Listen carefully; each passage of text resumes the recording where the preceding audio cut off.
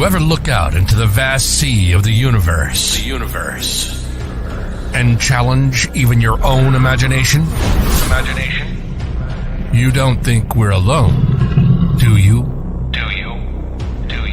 When you hear that the government is doing something, you always believe it, don't you? We are your third eye. This is Chasing Prophecy. Challenging your beliefs and pushing the boundaries of your imagination. If it's unexplained, we're talking about it. Whether you're a believer or a skeptic, we cover everything from political mayhem and tyranny to alien abductions and paranormal phenomena. You are not alone. This is the Chasing Prophecy radio program. And now your hosts, Jenny Nicasio. Hello, New Orleans on FM 107.7 and 105.3 Henderson Point, Mississippi, and everyone streaming around the world. I'm Jenny Nicasio, welcoming you to Chasing Prophecy Radio. Tonight's show is extra special. We're thrilled to have Timothy Renner with us. He's an expert in folklore and paranormal, and he's going to share some amazing stories with us tonight. But before we jump in, let's quickly talk about today's big news. Alex Jones is back on X, formerly at Twitter. And I'm really happy to say I am very excited about it. Thanks to Tucker Carlson and Elon Musk. I'm telling you, it's a big shift in the media world, and I'm so glad he's back here to talk. I can't stand it. I love it. I listened to him today. It was great. It was really neat hearing him back on X with Elon. And I have to say, it's going to be great. And we're going to talk about that too tonight. So if you want to chime in, don't be shy. I want to hear from you too. So if you got questions for Timothy or something to say, drop us a message in the chat. Don't forget, your thoughts make our show even better. And I really mean that. And don't forget to share the link to our broadcast. The more people we have, the better it's going to be for everybody. So we're going to journey into the unknown tonight. So we're going to be exploring fascinating tales with Timothy, from Toad's Roads, mysteries to ghost stories, and Bigfoot sightings. I just want to take a little pause right now to say something about last week's show. We had John Friedman. And his credibility has shifted a little bit since he was causing some issues for me. I don't know if you remember me saying in the beginning of the show, he caught me in my rollers. Well, he's putting little rumors out there. He caught me in purple panties. So I'm going to let you know, I don't own a pair of purple panties. Okay. So I just wanted to get that off my chest. So thank you all for being here in the chat. I'll say a formally hello to you. But first of all, I just want to let you know, Timothy Renner is really a cool guy. Not only does he look cool, he is cool. And he's been on a lot of different podcast radio shows, coast to coast for one of them. So get cozy, grab a cup of coffee or maybe a bourbon. I don't care what you do. But join us for an exciting evening. And this is Chasing Prophecy Radio, where we step into the world of mystery and adventure. And as always, this episode is sponsored by the United Public Talk Radio. And I want to welcome Timothy. So let me go ahead and bring you on without further ado. I got to pull you up before I forget. Hello, sir. I love the hair. I love it. Thank you. I want to do that. But a lot of people have been telling me, no, especially my kids say, Mom, don't do it. You'll look like an old lady. But, guys can pull it off. Women, I earned it. You did. And I have to say, I love it. I love it. I love it. I love it. I would like to make an announcement. This is the first announcement I'm making this anywhere. Oh, good. For the whole world. I also do not own a pair of purple panties. Love it. I want to say shout out to everybody in the chat. Kelly, how you doing? Yay, Alex Jones, I'm excited too. Debbie Freeman, Kelly Foster, Cindy Mitch, Debbie Freeman, Nicole. John, I'm going to have to take you off there because you know what, Johnny, baby? You're not going to be welcome here if we have any more issues like that. I will ban you from this talk, and I will do it. You know I will. I like to ban people, Why not? Twitter got away with it for how many years with Alex Jones? But anyways, now let's jump. Hi, Mark. How you doing? Don't be scared. Make sure you post and make sure you hit the link and share this. And I want to thank again United Public Radio. Okay, let's go right into it with this question. We only have an hour, and we're also on Tuesday, so I just wanted to make sure you guys know that we're on Tuesday too, and we have big old Stan Gordon back in the house. Okay, Timothy, welcome, Timothy. Can you tell me about your initial fascination with folklore and the paranormal, and what sparked your interest in these topics? Well, I'd like to say I grew up in the golden age of Bigfoot. I was born in 1970. The Patterson-Gimlin film was filmed a few years before that. The In Search of was on TV when I was a kid, and movies like Legend of Boggy Creek, and it just fired me up for Bigfoot. I loved Bigfoot as a kid. He was on $6 Million Man. He was on that. So yeah, I just was fascinated with it. And though I didn't have any experiences with Bigfoot when I was young, I absolutely loved it. Interestingly, I did see a UFO when I was young, and I wasn't that into UFOs at that point. Later, that would come. I would become more interested in that. But for some reason, Bigfoot always fascinated me, and I was into things like ghost stories and stuff. If someone told me there was like a hey, there was a ghost down, people were seeing a ghost down the road on this particular road or in this particular old mill or something, I'd always bug my parents to take me there, because once I found out that these things were real, or people were saying they were real, at least I wanted to be a part of it. And that's folklore, and I didn't know that's what it was called at the time. I just loved it, and I loved the idea that these were things that people were really experiencing. And, as I grew older, I got into girls and punk rock and so forth in my teenage years, and kind of went off in other directions. But I came back to it once, I was a little bit older and had my own kids and got back on the internet. And one day I looked up Bigfoot and realized it hadn't stopped in the 1970s. There was plenty of it going on. Mm-hmm. And I sort of became refascinated and wrote some articles that got picked up for in the Weird Pennsylvania and Weird USA books. And then the series of events regarding those kind of led to me writing my own books and eventually starting a podcast, and it's been full blown since then. Hell yeah.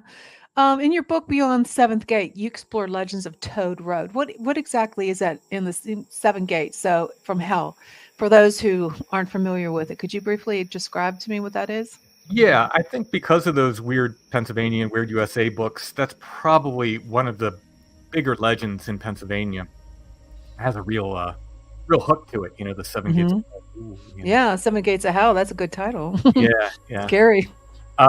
And unfortunately, they didn't let me write that article. I wrote another article in that book, but they used my photos. And they printed it next to a story that's complete bunk. And I had asked them when they were publishing the book, I said, hey, please let me proofread whatever you're using for the Toad Road article. Mm-hmm. There's a lot of nonsense out there. And I was very disappointed to find out that they printed my photos next to this story that's complete bunk. And I decided right then, well, now I have to find the real story of this place. And I started digging in. So the legend that they printed in those books said that there was an insane asylum back that road, and it burned down. And in the fire, a number of the inmates escaped, and the people in the surrounding towns were scared, and they hunted them down in the woods and killed them. And something like that would make the newspaper. There's no record of that in the newspaper. When the legend was first published online, I immediately went to old maps. My father-in-law, he does genealogy, and he has tons of old maps of the local area. And I started looking for anything that might be an insane asylum in that area. There just isn't. So I confronted the people. This is before the book was published. I confronted the people who kind of were publicizing that story. I said, nah, it couldn't have been that. And they changed their story immediately to, oh, no, there was a mad doctor who lived back there, and he was keeping patients in his house, and his house burnt down. And basically the same story from there. And these 7 gates were constructed to keep people away from the ruins. Well, there was one gate in front of, there happened to be a doctor that did live at the end of this road. He was not mad. I like to say he might have been angry, but he was not mad. He wasn't insane. People were coming on his property a lot, so I'm sure he was quite upset. Mm-hmm. He did have a big gate at the end of his property. There weren't 7 gates. There never were 7 gates. When I started confronting people about that, they would say things like, well, fallen trees count as gates on this road.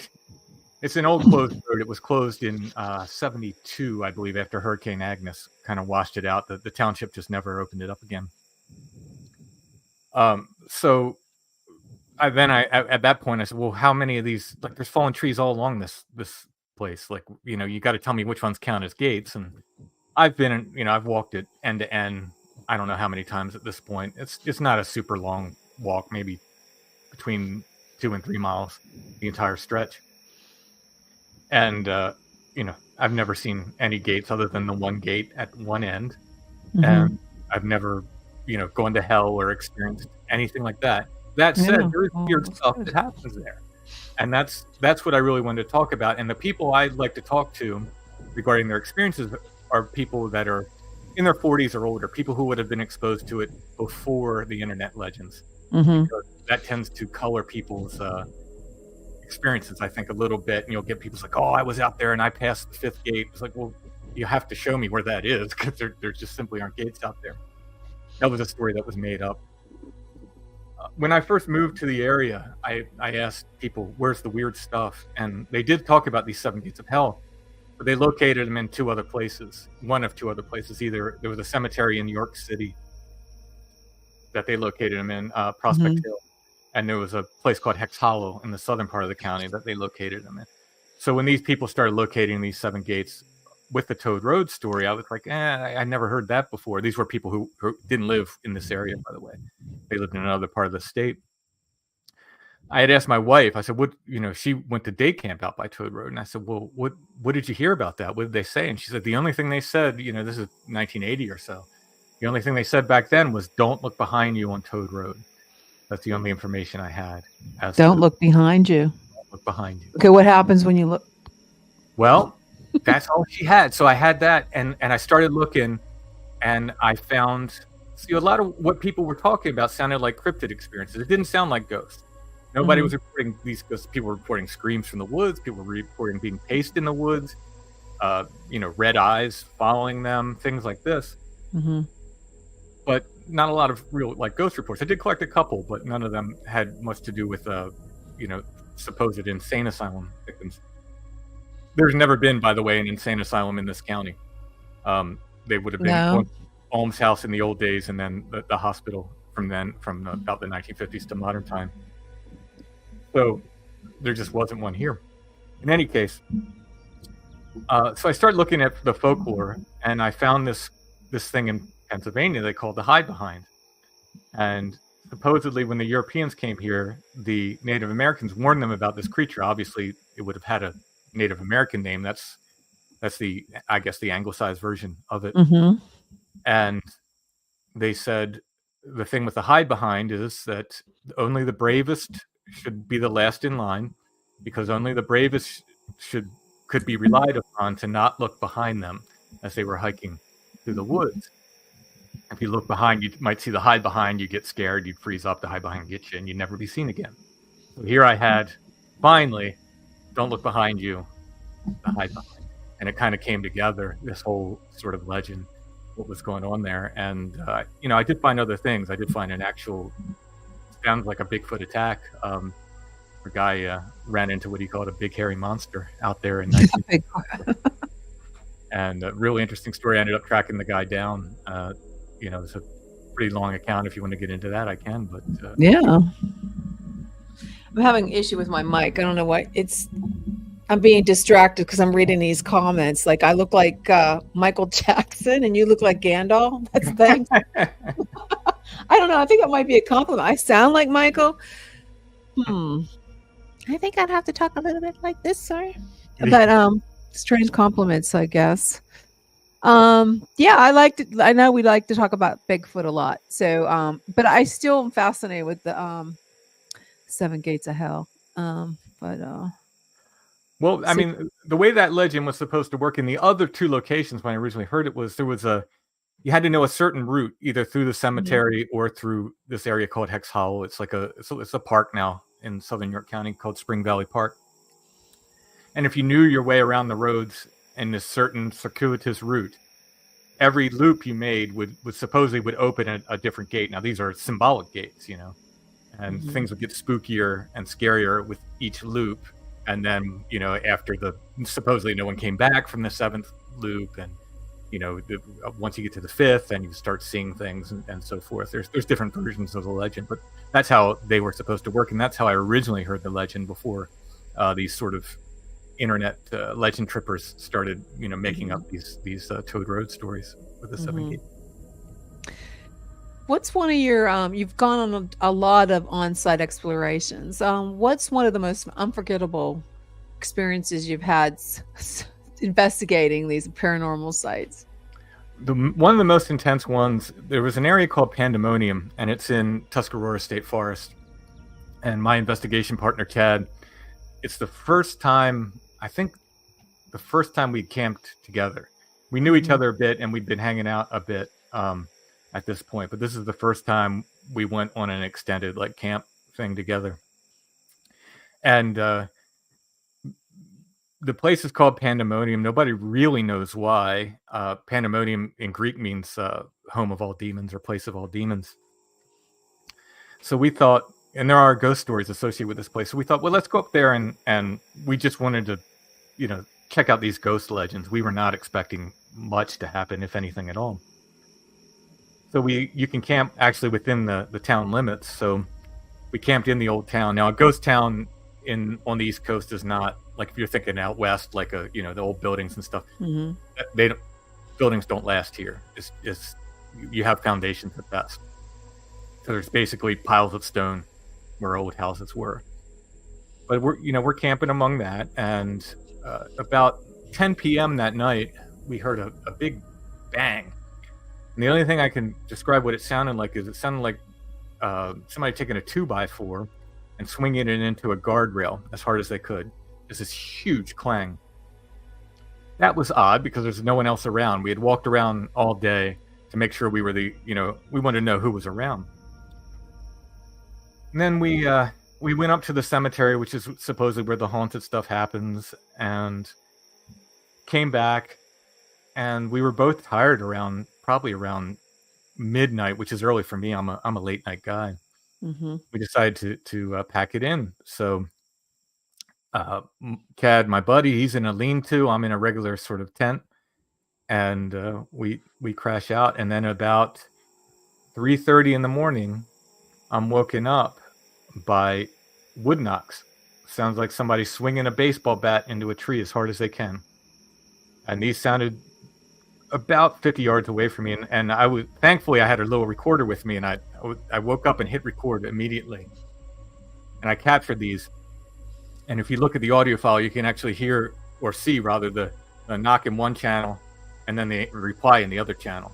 So you can they're two different things going on, a knock and a reply knock, and they sound different too. One is very crisp like a baseball bat, and the other's like a thud, almost like it had like a wet log, or maybe something with bark still on it or something.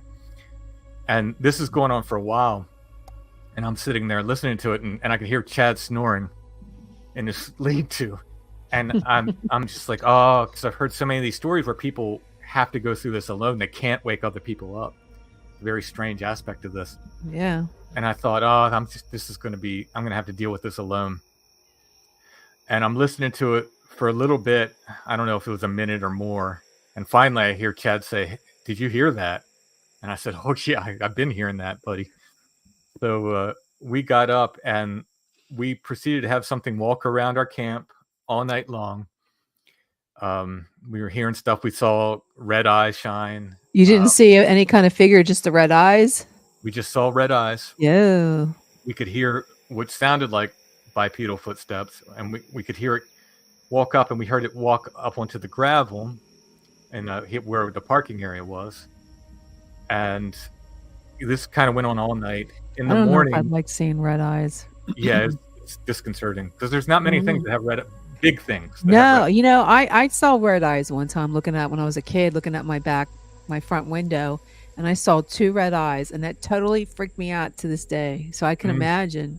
There's not many big things. That's the thing. I was looking into it for my one book, and bears can have red eye shine depending on their diet. Not all of them do. It really depends on their diet. But not many other big things do. So when you see red Yeah, eyes, you like pay attention. Little things can, like rats and stuff can have, but not big things. So yeah, so that was disconcerting. We like lit a fire and just kind of hung out and listened to this thing or things. It might have been more than one, walk around us all night long. In the morning, we were looking and you could see a wake through the there's like ferns and high grass around this campsite, and you could see where something big had like walked through. You could see the wake in the ferns, and that was pretty amazing. You could see it walk right up to the gravel where we heard it and everything, and it was basically certain you could follow the circle around our camp. In other words, how many people were there? Just me and Chad. Just you and Chad saw this. So the thing that really blew our minds, though, is I had my pack tied around a tree with paracord, and in the morning, as we're breaking down camp, I'm reaching around. I didn't go up around the back of the tree to look. I just reached around to untie it like this, reaching around the tree, and I pulled the paracord around, and with it came a spring that was wound on. If you can imagine it, how you would have to twist a spring on, it was wound onto the paracord. And luckily, Chad saw it too. Like, he was standing right next to me, and we both locked eyes. And we're like, "What is that?" And we started looking around, and you could see this path again through the ferns. No footprints because the earth's just too rocky there. But you could see this wake through the ferns of something that walked right up to our camp. Oh. It would have been looking right into Chad's lean-to, where it was standing. Oh, what do you think it was? Do you think it was some kind of a cryptic? If these were people, they were very brave, because you don't come into people's campsites without you just don't do that. We were armed. Yeah. It would not have been a good scene for us to it wouldn't have been if you were armed in our camp. Like I said, we had hiked all around just to make sure we were alone. There was nobody around there. Now, where exactly was this again? For people joining us, we have Tim Renner coming. He's on in the house tonight. If you have any questions or comments, please put them in the chat for us. Did you say where was it? Yeah, exactly. It's a place called Pandemonium. It's an old ghost town in Tuscarora State Forest in Pennsylvania. So if anybody has ever been there, if you've ever had any experience, please put it in the chat. It's usually promoted as like a ghost area. People go there for ghost. There's a lot of ghost hunters and paranormal, groups go there probably. Yeah. Yeah. And that's what we were expecting. We were expecting ghosts, and we got something else. And I'm not going to say it was Bigfoot, but it sort of acts like all these. Sort of like a skinwalker, maybe. Like a cryptic. We had screams that night and howls and stuff. We had an owl that was about an octave lower. You could hear the other owls. This is all stuff I recorded. You can hear the other owls. They sound normal. And then another owl that's got, about a half octave lower than the other owls, which is kind of weird. Just full night full of very, very weird stuff. Besides the thing walking around us and stuff. So whatever was doing wood knocks had to have hands. You had to hold something to back something, and whatever twisted that spring on had to have hands. Was it a person? I don't think so. Not the way it was acting, but I can't say. Again, we didn't see it, so we don't know. We only saw the red eyes, so we could say it looked like what people say Bigfoot is. It acted like the way people say Bigfoot acts, but I can't say for sure that's what it was. Mark Christopher wants to know: is there any folklore related to this Pandemonium where you were camping? Sure, there's a ton of ghost stories with it. There's a ghost story of supposedly an escaped enslaved girl that was shot mistakenly, and her ghost is supposed to be there. There's several other ghost stories associated with it, with the town, and I believe there's some, what they call dogman sightings. I'm not a fan of that name for that creature, but in the area as well. But there wasn't a ton of Bigfoot sightings, although people have started to go there since we publicized it, and other people are having experiences there that sound like Bigfoot experiences. Since we're on the topic of Bigfoot, did you see that latest viral video with the face that they caught? Like, they could actually see that he was lifting. I mean, I can pull up the video. I know exactly what you're talking about. You know which one I'm talking about? Black long hair and he lifts a tree or something. Is that? Yeah, that's the one. Yeah, I've seen it. So what do you think about that? Do you think there's any credibility to that? I mean, would you as an investigator? I'm always suspicious of video now. just because of CGI and AI and all this stuff, I'm going to forever be suspicious of video. I'm not a video expert, but I kind of have this belief in my heart that we don't get to film this stuff. Audio's okay. We are allowed to capture audio, but film... You don't think we're allowed to? They're like putting some kind of like a taboo thing on it, or ranch. Kind of... You know, they tried to film it and the wires got cut. You know, mysteriously okay. cut. It's like the phenomena, whatever this phenomena is. I call it, because they all seem to be related. All of this stuff seems to somehow be related. It doesn't like to be filmed. It doesn't like to be filmed. I don't like to be filmed without no one watching me. Kazan says, what are you saying? They don't like to say skinwalkers SW. Why is that? What do you think that is? Is that just... I don't know. I know a lot of people, you know, certainly associated with First Nations beliefs and so forth, and I know they have certain taboos amongst them in the way they treat that whole phenomena. And I'm not an expert on that, so you know, it's kind of not sure. So, well, getting back to Bigfoot. Okay, so there's all these videos. There's all these viral videos, like on TikTok or like YouTube, Instagram. They have them. This guy, if he wanted to be seen, don't you think he would have let it? Like you said, wouldn't he have shown himself before that? I'm saying, like, why would he? And I'm always suspicious of the clips that are, you know, 10, 20 seconds. It's like, well, where's the rest of it? Yeah, where's the rest of it? Where's the however much time before and however much time after? And it seems like they get around it by saying, well, it was a trail cam and they only film when things move. But I kind of stay away from the video stuff because it's so inconclusive all the time, and I am not a video expert. You're not you're not. Oh, I'm not either. I know much more about audio than I do video. Oh yeah, because you were a musician. We're going to get to that too. But what are your thoughts on Bigfoot? Do you think he's an extraterrestrial? Do you think he's some kind of interdimensional being? He teleports or whatever. He goes through different portals. What is your view on that? So in the Bigfoot community, the sort of woo thing is used with a lot of derision, and flesh and blood people especially like to make fun of the woo people. But whatever's going on with this creature, it seems to me it's paranormal, in as much as if it is a natural animal, it doesn't act like any other natural animal out there. We don't have explanation for how it maintains its diet, how it hides, how it does so many things it does. It's the king of evolution, if it is a natural animal, which in itself might be paranormal. If it has that many evolutionary advantages, it's way more than any other creature that's ever been documented. If the DNA reports are correct, and I'm not saying they are, but if they are correct, then it has novel DNA that's unlike anything else on the planet. Well, that alone makes it paranormal. It's not like anything else. It's paranormal. It's outside of normal. So exactly. Whatever they are, they're not normal. They're not normal animals, and I'll stick to that.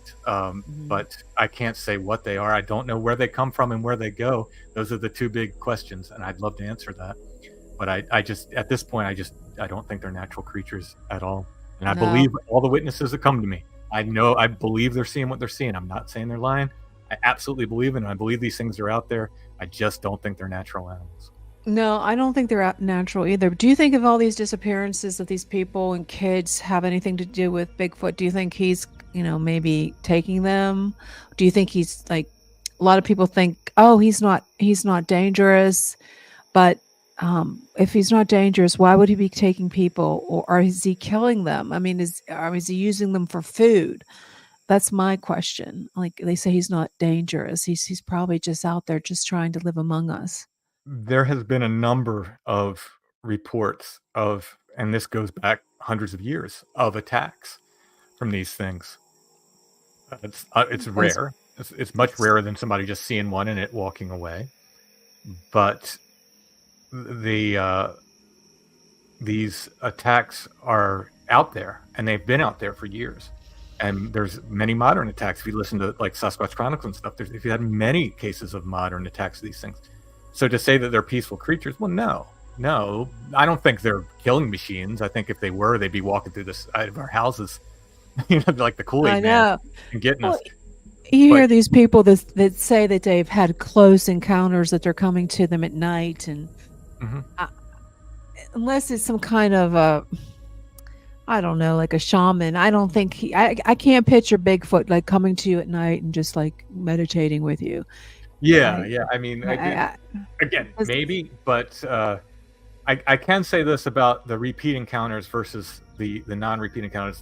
The repeat encounters are the ones that convince me that this is something else more than anything else. Because, and I like to say this because I never blame a hunter if one walks by him while he's in the Mhm. woods, or someone driving down the road and they see one on the side of the road, and they'll say, "Oh no, no, it's a natural creature. That's all it is." To them, that's what it looked like. I don't blame them for that, but it's the people that have them coming onto their property continually. And these are my favorite cases. I love when I get them. I love when people call me and say they have these. Those are the people that say, "Look, this thing comes on my property. I've seen it multiple times." And then you start asking follow-up questions, and then they'll say, "Well, yeah, I also see weird lights in the woods, and my house has poltergeist activity, and this and this and this and this." It's like a checklist of weird stuff. So this weird stuff goes along with these creatures. Doesn't happen when you just see it once, but when they're around all the time, that's when this weird stuff comes up a lot with it. So, you know, and Kaz, weird stuff goes hand in hand with Bigfoot. he has a comment. I mean, some missing cases are unbelievable. 5-year-old kids traveling 10 miles in ragged terrain in 10 minutes. I know. And if you Yeah. watched Missing 411 Hunted, or if you watched any of the Missing 411s, they're totally talking about that. I Oh, yeah. mean, it's like, how could they go from one, point to another point in such a short distance, or finding them unhurt, or they find their shoes, or they find, it's Yeah. just, it's surreal. And I personally would never go to a national park by myself. And when I started listening to the Missing 411, I don't think I want to go camping anymore. I mean, if you hear some of the stories, because when I was younger with my kids, we camped outside in the yard and we saw some weird stuff. I mean, there was no developments behind us or in front of us or beside us. And we'd see these weird things that, about the campfire. So I could imagine if you're at a national park where there's nobody, nearby, and the only thing that's near you are deer or bear or who knows what else. And there's no one, they're going to hear you even if you screamed. That's kind Yeah. of scary. Yeah, I mean, just my personal opinion on the missing 411 stuff. I think he casts a very wide net, and I don't think necessarily all of those cases are like mysterious. I think some of them are explainable via like just serial killers or Oh a lot of God. people like frostbite. When they're suffering hypothermia, they will actually tear their clothes off and stuff. So, but not all of them. Some of these cases are legitimately weird. Those ones like the commenter stated, where somebody's appearing 10 miles away, with Yeah.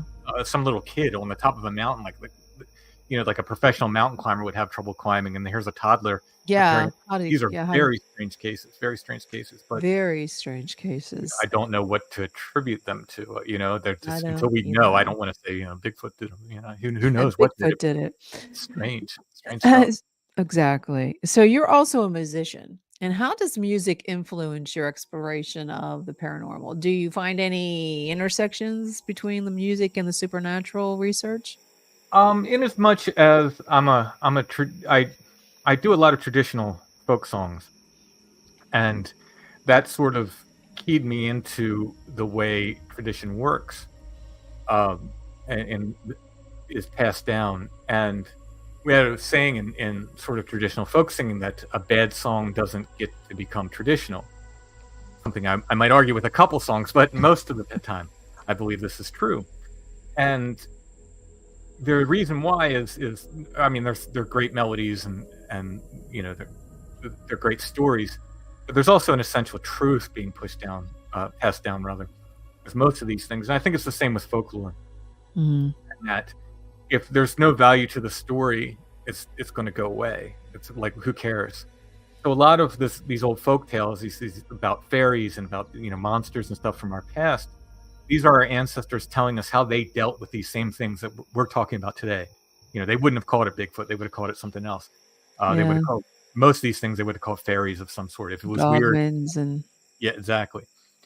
But they taught us how they dealt with it, and I don't want to call them rules because there's no hard and fast rules of this stuff, but they sort of laid out these ways of dealing with this stuff, and it holds true today. A lot of what they were saying, there's a lot of wisdom passed down. So that sort of idea of the value of tradition sort of translated to me. And a lot of times you'll hear people talk about folklore as if it's fiction, and they'll be very dismissive. Again, a lot of this in the big, oh, that's just folklore. That's just folklore. Well, just folklore. Hold on a minute. Yeah. Like, no, this is our relatives passing down information to us. Sometimes it gets exaggerated. That happens. It's like we're going down the lane. A 10-foot creature becomes a 50-foot creature or something. Over time they become super giants. Versus Super giants. Yeah, it's just big things. But the way to deal with this stuff is in there. Again, when you're talking about super giants, I don't know if you saw that viral video about the big doorway. We did a show on it. Big doorway in Oregon. Yeah. Do you think that's anything paranormal? I don't know. It looks really interesting. I want to see it. Like my thing, like let me get out there and see it, and I'll make the call. But it didn't look super easy to access either. No, they had to climb up there. We had the guest on, and he was telling us that you could go up to it, and there was like it sort of looked like a little, how they the little window, like you could actually, but he didn't get close enough. And I told him to go back up there and come back on the show and tell us what you see. Because there's some stories about like Nephilians and in these giants that the Watchers and all this stuff, they're still lurking around. There's one of the guys said he went up to that and he saw like eyes. Yeah. That was like, whoa. Yeah. I mean. Now, was that Bigfoot? They said it was more, they don't think it was a giant. They think it was more like the height of a Bigfoot would be.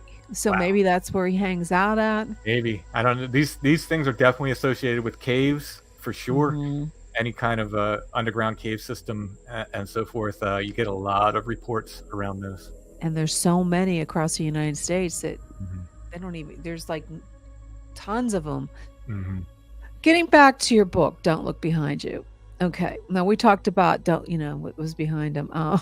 What you're saying is dive deeper into that. Can you tell us if there was anything that stands out in the occurrences that you had, any sightings? What's one story from the book particularly intriguing that you would like to talk about? Well, the Bigfoot attack was huge.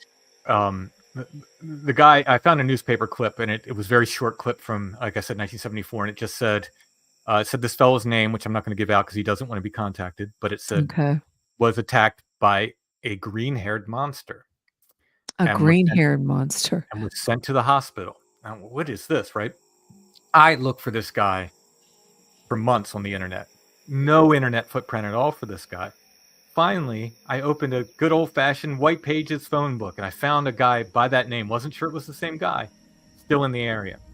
I wrote him and included my phone number. Said, I would like to talk to you about this incident from the paper. I think I maybe photocopied the article from the paper and included it with the letter. And I mailed it off to him. And about 2 weeks later, my phone rings and it's him. And he said, I would never expected anybody to talk to me about this again. And I said, well, I'm very interested. I want to figure out what happened. He said, well, first of all, the newspaper was wrong. He said I wasn't sent to the hospital. He said he was sent to the hospital with scratches on his face or something like that. He said I was sent to the hospital with a head injury, and I was there for a week. And I asked him to tell me what happened. And this occurred over the course of several phone calls. I don't know, probably more than 6 and less than a dozen. So a number of phone calls. And he would talk about this for a little bit, and then he would change the subject. He was constantly changing the subject. So I got the story piecemeal from him. And I found out why. And the last time I ever talked to him, I called him, and I'm trying to get a firm timeline of these things. And he stopped me and he said, Tim, my girlfriend hates when you call me. And I said, well, why is that? And he said, because I wake up screaming for 2 weeks after you call me because you make me think about this. Oh, man. And so he seems to, I'm not a psychologist, but he seems to have had some form of PTSD as regards this event that happened. In any case, he was a teenager. He drove out there, just had nothing to do one night. People did go there for spooky things. He went there to, like, I'm just going to go out to this spooky place. Mhm. But while he's out there, his car stalled.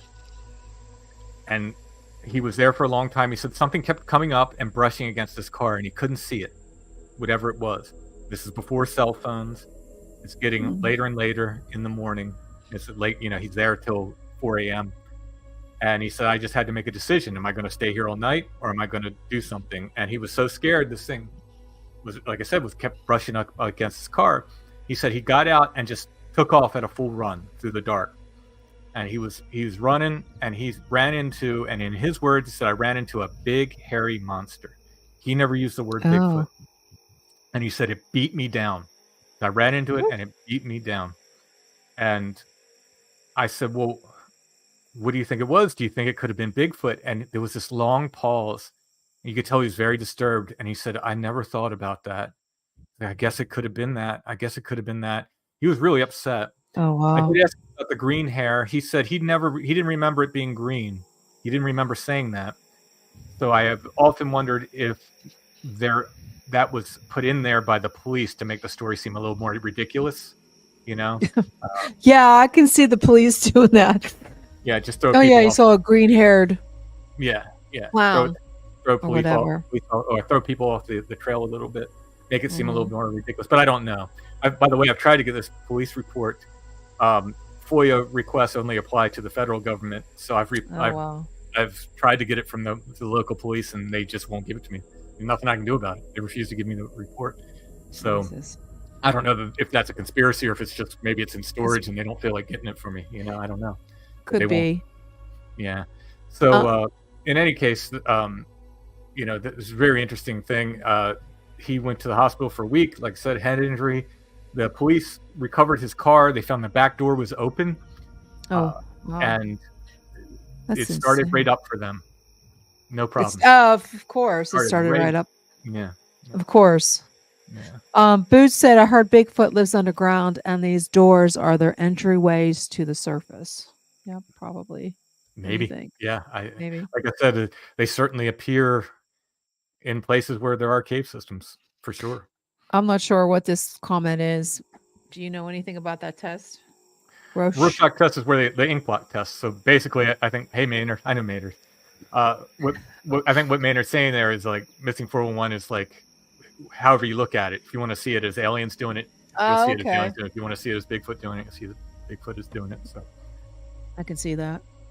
If you're just joining us, we have Tim Renner here. He's talking paranormal. He's a musician, paranormal podcast of, how do you say that? Familiar? Strange Familiar. Strange Familiar. And if there's any comments or questions, please post them in the chat.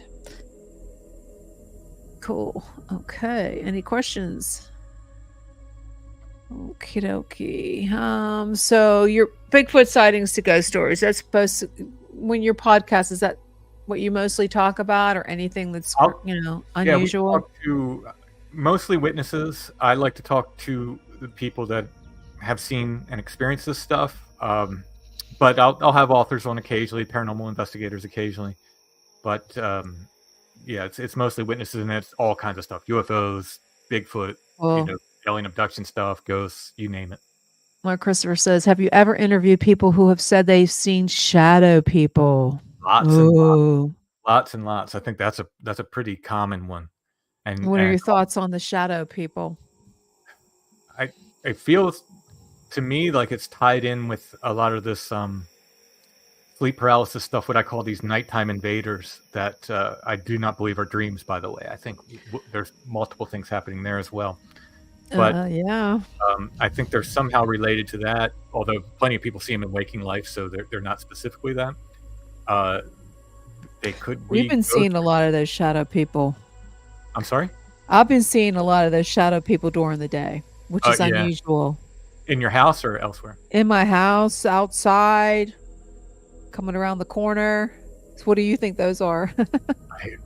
Could be ghosts, could be something else. I think there's a lot of time people, travelers. People think they're time travelers. Maybe. Yeah, it could be like a time slip thing.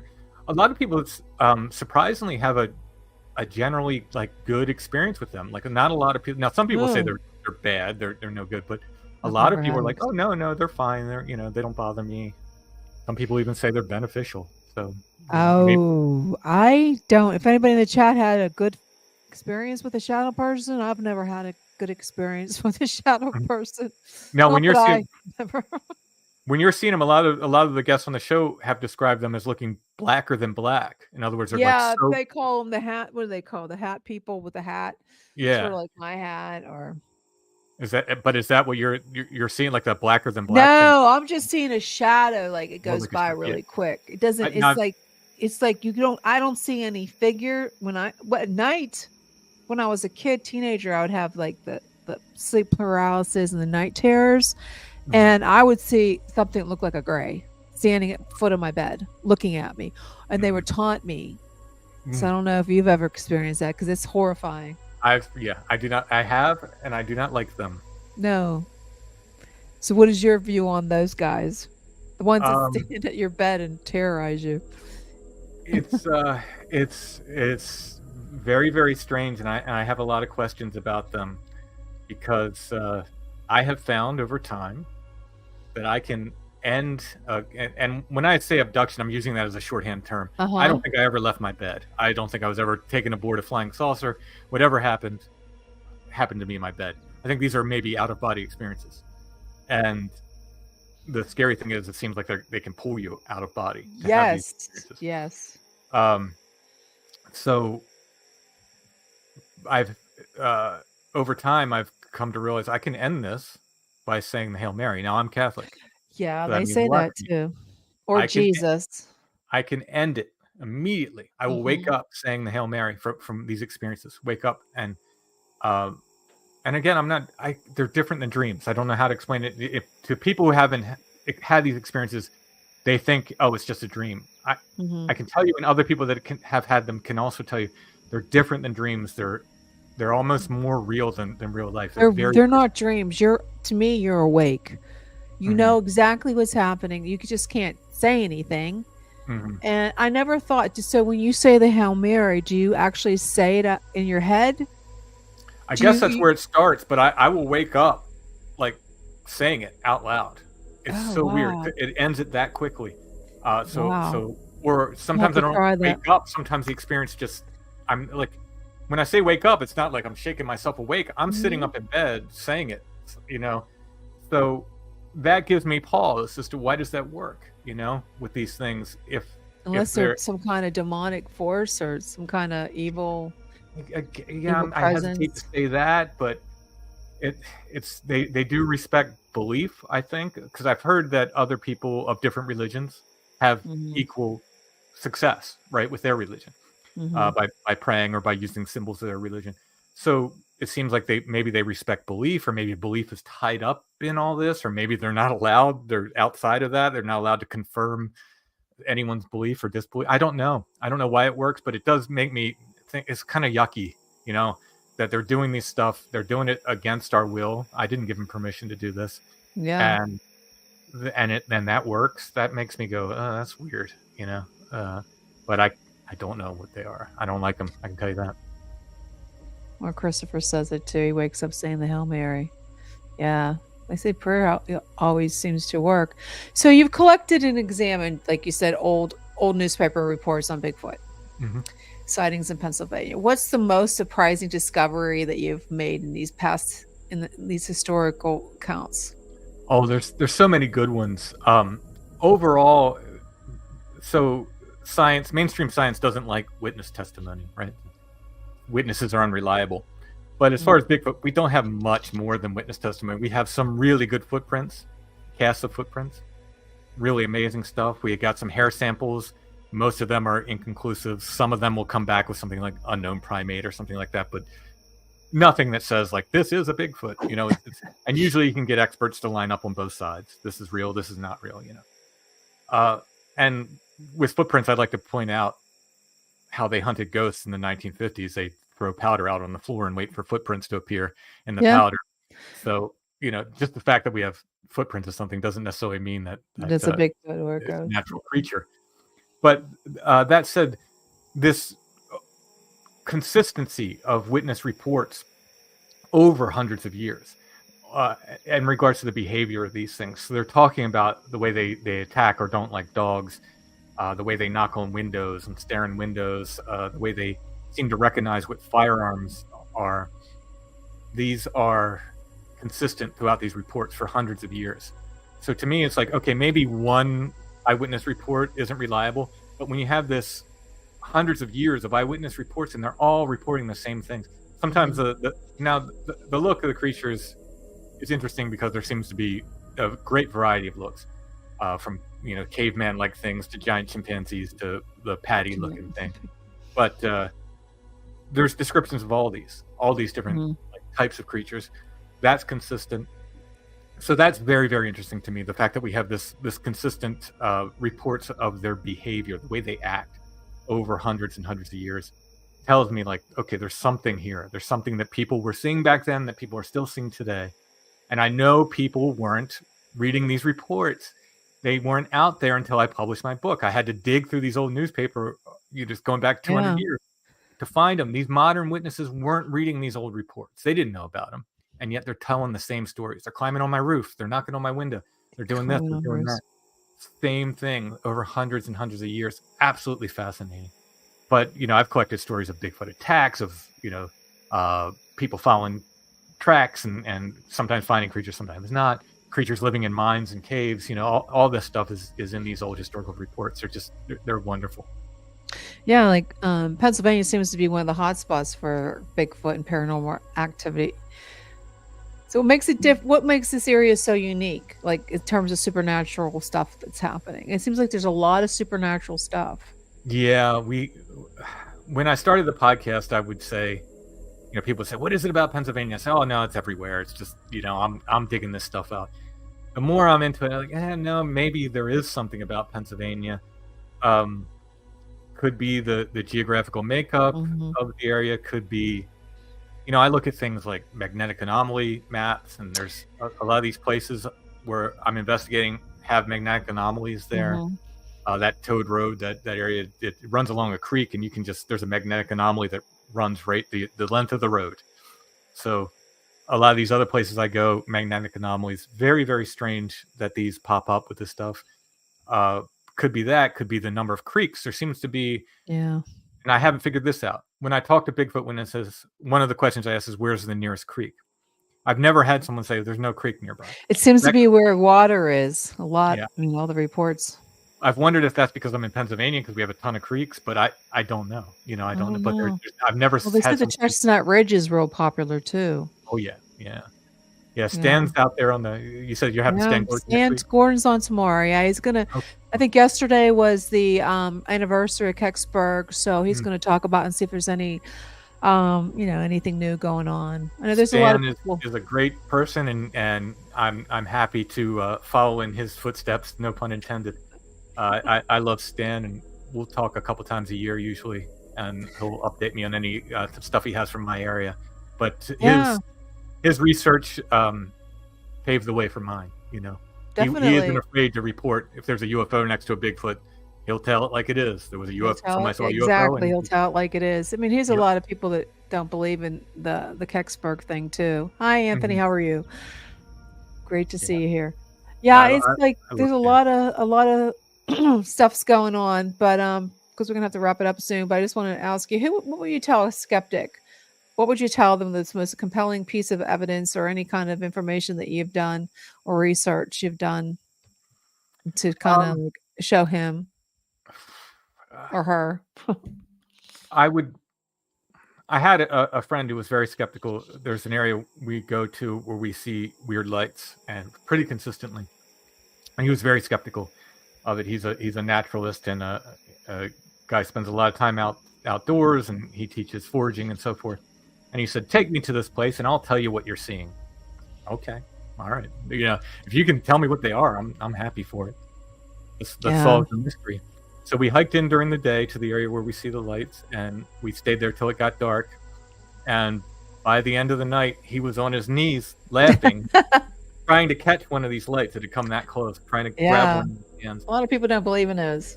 And he said, I don't know what they are. I don't know what they are. But he was very happy to be proven wrong. He was excited. So just because you haven't seen it doesn't It mean doesn't mean it doesn't exist. it Yeah. doesn't exist. Yeah, people's experiences are different, and I often use the example of like, you could tell me there's a blue jay on you're walking up a trail and I'm at the head of the trail. You say, oh, there's a beautiful blue jay down there. By the time I get there, that blue jay may or may not be there. Doesn't mean you didn't see it. Yeah. Doesn't mean. So finally, before I let you go, what advice would you give someone exploring the paranormal? Like, that they want to be in research? What kind of advice would you give them? Be careful, be respectful, and take many, many breaks, by which I mean this topic can make you obsessive. And when you get obsessive about it, it can ruin lives. There's many, many examples out there. Look at all the ghost hunting groups with the infighting and they can't stay together, they break up. Look at all the drama in the paranormal world. A lot of drama. Take I've been frequent doing breaks. this for 4 years. It's a lot of drama. Yeah. Take frequent breaks, get away from it, have other interests too. And, just like I said, be kind and be careful. Yeah. So who can give us a little like where they can find you, your podcast? Sure. Strangefamiliars.com. That's my podcast. It's also whatever podcatcher you use. You should be able to find it on there. We're on YouTube as well. But strangefamiliars.com has links for me. It's got, if you like my artwork and my music, and links to my Etsy shop, links to my books to purchase on Amazon, all that stuff, and all the contact information there goes to me. Yes, ghosts are people too. Should be respectful to the ghosts. Well, thank you so much for joining us tonight. I really enjoyed talking with you. Oh, thanks for having me. Come back again. Sure, anytime. Okay. Well, that was fun. I really enjoyed talking with him. He seems like he knows what he's talking about. I'd love to have him back. Just wanted to shoot some more things out. What's going on? Tomorrow, Tuesday is Stan Gordon. I'm going to talk about him. He's my main man. He's so fun. And I'm getting back to Alex Jones. It's so great to see him back on X, formerly Twitter. I listen to Alex Jones. He's where I get my news from, and so you should check it out too. InfoWars. He might be doing his lives on Twitter. X. He gives us tomorrow's news today. He's having a lot of fundraisers out there, so make sure you get on InfoWars store and get some good stuff. T-shirts, all those books. I do like him. I want to keep him on the air. There's a lot of stuff going out there. We need to stay up on that. If you'd like to be a guest on the show, drop me a direct message. You can catch me on Chasing Prophecy Radio on Facebook. You can see me on YouTube, UFO Paranormal. We're on all kind of places. You can find me. We have our downloads are on Spotify, SoundCloud. Thank you, Sebastian. Thank you for joining us. It was a fun show. Yeah, I try to make it fun. But all right, everyone. That's going to be a wrap for Chasing Prophecy Radio. Big thanks to our New Orleans listeners on FM 107.7, our friends in Henderson Point, Mississippi on 105.3, and all of you for joining us from everywhere else in the globe. It's been fantastic having you with us tonight. And a huge shout out again to Timothy Renner for diving into those wild stories tonight. It's always a blast exploring the spooky, unexplained, right? Hey, don't forget, we've got Stan Gordon coming up Tuesday. And if you're into UFOs, Bigfoot stories, you won't want to miss what he's got to say, especially the anniversary was yesterday. The guy's a legend in the field. And keep in touch on social media. Will you share the link? Please share the link. It helps us, and it really helps us seriously grow. Your support means the world to me. So that's it for tonight. Keep your mind open. Stay curious. And hey, who knows? We'll stumble upon next. You never know. And I will make sure I'm not wearing purple panties. Take care, everyone, and catch us on Tuesday with Stan Gordon. It's going to be fun. And then I always have a problem getting out of here because I don't want to get a comment from Sean Kelly. Yes. Bohemian Grove was unbelievable in the 90s. And definitely. I'm serious, folks. Check them out. Because you know what? Seriously, we're in some really crazy times. And if you want to get the real news, you go to InfoWars. and not to CNN. That's for sure. Good night, everyone, and thanks again for joining me.